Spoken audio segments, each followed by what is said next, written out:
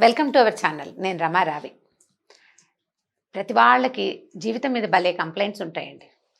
కొంతమందికి మూకు నచ్చదు, చెవి నచ్చదు, ఏమిటో శరీరపు రంగు నచ్చదు, సెలెక్ట్ చేసుకునే బట్టలు నచ్చవు, హెయిర్ స్టైల్ నచ్చదు, ఎన్ని నచ్చవో అయినా కూడా ఏదో జీవితంతో రాజీ పడి ముందుకెళ్ళిపోతూనే ఉంటాం.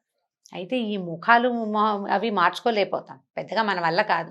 ఏం మార్చగలం? హెయిర్ స్టైల్ ఏదో ఈ పాపిడి తీసి ఇంకో పాపిడి, ఈ పొడుగ్గా కాకపోతే పొట్టిగా, లేకపోతే పొట్టిగా కాకపోతే పొడుగ్గా పెంచుకోవడానికి ప్రయత్నాలు చేస్తాం కదా. బట్టలు కూడా మనకు నచ్చలేదు, వేరే రకం ఏవో చూస్తాం, ఈ బ్రాండ్ కాదు ఇంకో బ్రాండ్ చేస్తాం. ఇవన్నీ సాధారణంగా చేసేవి. జీవితంలో మనకి నచ్చనివి అప్పుడప్పుడు మన ప్రవర్తన కూడా ఉండొచ్చు, మన పరిస్థితులు, మన జీవిత విధానం. దేనివల్ల ఏది కోల్పోతున్నామో మనకు అర్థం కాకుండా పోతుంది. మనం కోల్పోతున్నది మన తప్పిదం వల్లే అని కూడా మనకు అర్థం కాదు. ఒప్పుకోలేకపోతాం. తప్పు నాదే అని ఒప్పుకోవటం చాలా కష్టంగా ఉంటుంది. నేను కూడా ఏదైనా చెయ్యాలా అని ప్రశ్నించుకుంటుంటాం, కానీ ఆ ప్రశ్నకి సమాధానం సాధారణంగా దొరకదు. ఎందుకంటే మనం అహానికి ఎక్కువ ప్రాధాన్యం ఇస్తాం. ఈ అహం అనగానే పెద్ద పదంలాగా కనపడుతుంది, చాలా పెద్ద వర్డ్. అహం అంటే ఏమిటి? నేను నేను నాకు ఇష్టం, నాకు నచ్చింది, నేను ఇంతే చిన్నప్పటి నుంచి, నేను ఎప్పుడూ ఇలాగే ఉన్నా, నాకు ఎలా కావాలంటే నేను అలాగే ఉంటాను, ఇలాంటి భావనలతోటే మనం కొట్టుమిటాడుతూ ఉంటాం. దానివల్ల మనం కోల్పోయేదాన్ని వెనక్కి లాక్కోలేకపోతాం, మనకి కావలసిన దాన్ని తీసుకోలేకపోతాం, ఇతరులని సాటిస్ఫై చేయలేకపోతాం. సాధారణంగా ఆ ఇతరులు అనే పదం ఎవరి దగ్గర వెళ్తుందండి?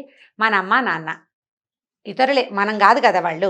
తర్వాత భార్యలైతే భర్తలు, లేదా భర్తలైతే భార్యలు. కంపానియన్ని కూడా మనం సాటిస్ఫై చేయలేం. పిల్లలు, మనతో పాటు ఉండే పిల్లలు కూడా సాటిస్ఫై అవ్వరు. కలీగ్స్ సాటిస్ఫై అవ్వరు. మన ఫ్రెండ్స్ సాటిస్ఫై అవ్వరు. మన చుట్టూతా ఉన్న సమాజం అంతా డిస్సాటిస్ఫాక్షన్ తోటే ఉంటుంది. అప్పుడప్పుడు ఒక్కొక్కసారి మనమే వీటన్నిటి పట్ల డిస్సాటిస్ఫాక్షన్. మా నాన్న చిన్నప్పుడు నన్ను చదివించలేదు సరిగ్గా, లేకపోతే మా అమ్మ నాకు పని నేర్పించలేదు సరిగ్గా, లేకపోతే నా ఫ్రెండ్స్ నాతో సరిగ్గా బిహేవ్ చేయలేదు, నా భర్త నాతో సరిగ్గా ఉండడు, వాళ్ళెవరో సరిగ్గా లేరు కాబట్టి నేను ఇలా ఉన్నాను అని మనం మన అహంని సాటిస్ఫై చేసుకుంటూ ఉంటాం. కానీ లోపల ఒక చిన్న పాయింట్ మనకు తెలుస్తుంది. అప్పుడప్పుడు బయటికి చెప్పం దాన్ని. మనం బయటికి చెప్పలేరు, ఎవరు చెప్పరు. మనం అంటే నేను కూడా ఉన్నా అందులో. ఎవరైనా సరే, ఇది చిన్న నుంచి పెద్దవాళ్ళ దాకా మన తప్పేమిటి అనేది మనకి లోపల ఒక స్పార్క్ లాగా ఉంటుంది. ఈ స్పార్క్ని కరెక్ట్ చేసుకుంటే దాన్ని, అంటే ఆ వచ్చిన విషయాన్ని పెద్దది చేస్తామా చిన్నది చేస్తామా సరి చేసుకుంటామా అనే దాని మీదే మన జీవితపు గమనం డిపెండ్ అయి ఉంటుంది. ఈజీ వర్డ్స్లో చెప్పాలంటే లైఫ్ చేంజింగ్. ఎలా జీవితాన్ని మార్చుకోవటం. ముక్కు మొహం మార్చుకోలేకపోతాం. ఏ ప్లాస్టిక్ సర్జరీవో చేస్తే ఏదో మనకు కావాల్సినట్టు రాదు, దానికి చేత అయినట్టు వస్తుంది. కానీ లైఫ్ చేంజింగ్ మనం చేసుకోగలుగుతాం. ఎలాగండి? బాగా పిసినారుగా అసలు ఖర్చు పెట్టని వాళ్ళు సడన్గా బాగా ఖర్చు పెట్టేగా మారిపోతారా? మారలేరు. వీళ్ళ ఆత్మను చంపుకోవాల్సి వస్తుంది. లేదా శుభ్రంగా అతి జాగ్రత్తగా, అంటే ఓసిడి తోటి బాధపడేవాళ్ళు క్యాజువల్గా ఉండగలరా? వీళ్ళు చాలా కష్టపడాల్సి వస్తుంది. ఇట్లా చిన్న విషయాన్ని పెద్దదిగానో, పెద్ద విషయాన్ని చిన్నదిగానో మార్చుకోలేకపోతాం.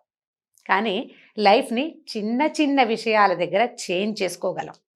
దానికి ప్రయత్నం చేయాలి ప్రతివాడు. ఈ ప్రయత్నానికి మనం ఒకళ్ళమే కాకుండా మన చుట్టుపక్కల వాళ్ళు కూడా ఖచ్చితంగా సహకరించాలి. ఎట్లా ట్రై చేయాలి? జీవితం మార్చుకోవటం ఎలా మార్చాలి? అంత సులువా అండి? ఒడ్డును కూర్చొని బాగానే చెప్తారు రమ్మగారు, అసలు చేంజ్ చేసుకోవటం ఎంత కష్టం అండి, నేను చేంజ్ అయినా నా పక్క వాళ్ళు మారద్దు అని అడుగుతూ ఉంటారు. ఇది సాధారణమైన ప్రశ్న అండి. అసలు మారటం అంటే ఏమిటో మనకు తెలిస్తే కదా ముందు. ఏమిటి మారటం? ఎక్కడి నుంచి మార్పు రావాలి? చిన్న థింగ్స్, అంటే పొద్దున్న లేవడం దగ్గర నుంచి రాత్రి పడుకోవటం దాకా చాలా పెద్ద విషయాలు ఉన్నాయి, చిన్న చిన్న విషయాలు ఉంటాయి. మొదట మన తప్పుల్ని, మన పొరపాట్లని మేకౌట్ చేయటం. ఏ పొరపాటు వల్ల, ఏ తప్పు వల్ల నా లైఫ్ ఇలా ఉంది, అంటే ఇబ్బందికరంగా ఉంది అని. ఒక్కొక్కసారి మన జీవితం చాలా బాగుందని తోస్తుంటుంది మనకి, హాయిగా ఉన్నాం మనం. హాయిగా ఉండటానికి కూడా కొన్ని ప్లస్ పాయింట్లు ఉండాలి కదా. ఆ ప్లస్ పాయింట్లని మరింత ఎన్హాన్స్ చేసుకోవటం ఎట్లా, ఇంకా బాగా. దీనికి ప్రతి వాడు ప్రయత్నం చేయాలండి.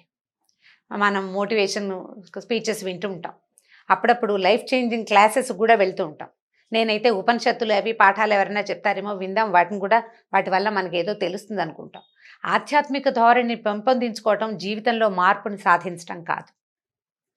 మన చుట్టుపక్కల వాతావరణాన్ని అనువుగా, ప్రశాంతంగా, పాజిటివ్గా అంటే సకారాత్మకమైన ఆలోచనలతోటి ఉండేలాగా చేయటమే లైఫ్ చేంజ్ అంటే. జీవితంలో మార్పు ప్రతి వాళ్ళకి అవసరమే, ఎలాంటిదైనాను. ఇది మళ్ళీ నకారాత్మక అంటే నెగిటివ్గా ఆలోచించకూడదండి, ఇది పాజిటివ్గా వెళ్ళటానికే. ఇప్పుడు చూడండి, ఈ సంవత్సరం నుంచి మనం చాలా నెగిటివ్గా అవ్వకుండా ఉండటం కోసం పాజిటివ్గా ఉండటానికి ఎంత ప్రయత్నం చేసాం, ఎన్ని జాగ్రత్తలు వహించాం. ఈ జాగ్రత్తల్ని మన మానసిక స్థితుల్లో కూడా కనుక పడితే మనం, అప్పుడు మన జీవితం బాగుంటుంది, మనతో పాటు ఉన్న వాతావరణం బాగుంటుంది, కంపానియన్స్ సంతోషంగా ఉంటారు, పిల్లలు హ్యాపీగా ఉంటారు, ఫ్యామిలీ బాగుపడుతుంది. దానివల్ల మనని చూసి ఇంకొకళ్ళు కూడా బాగుపడడానికి అవకాశం ఉంటుంది. ఎలాగా, ఒక ఆకుపచ్చటి చెట్టు ఉందనుకోండి, నిండా ఆకులున్నాయి, నిండుగా ఆకులున్న చెట్ల మీద పక్షులు చేరతాయి. దానికి ఏ పూతో వస్తే రకరకాల పురుగులు, తేనెటీగలు లాంటివి చేరతాయి. ఇన్ని జీవజాలానికి ఆస్కారం ఇచ్చింది ఏమిటి? పచ్చదనం, పాజిటివిటీ.